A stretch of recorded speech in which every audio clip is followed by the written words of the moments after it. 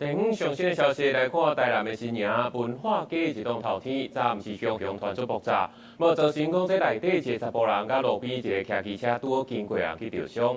这消息表示讲，可能是因为这主角无去注意到，才会来造成这亚速爆炸。什么事？熊熊嘣一声，厝边头尾拢走出来看，有人抓准是地动，也有人抓准是发生车祸，也毋过其实因听到的是安尼声音。监视器画面翕到驾驶爆炸的瞬间，骑乌多摆的拄好经过，受到影响。12月15暗，台南新营区文化街一间透天厝，那像是注射无细腻，互窗外的驾驶发生起爆。就是有很蹦的一声很大声，然后我们就有走过来路口那边看，然后就看到这边有摩托车倒地这样。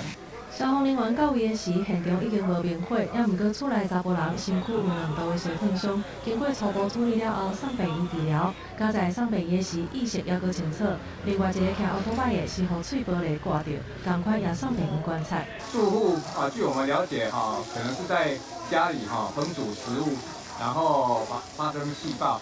那我们初步评估，全身大概有49%的2度灼伤，那目前已经送永康奇美医院。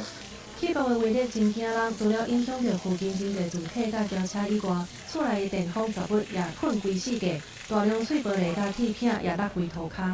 伊是汤家树，嘛有一个迄个外输入，我知影是安尼，内底2台冰箱。加在代志发生的时，部分店头拢咧休困，无造成搁较侪人受伤。起爆开了，附近的居民也来清规涂骹的碎玻璃，相关单位也当咧理清起爆的原因，避免类似意外搁再发生。记者综合报道。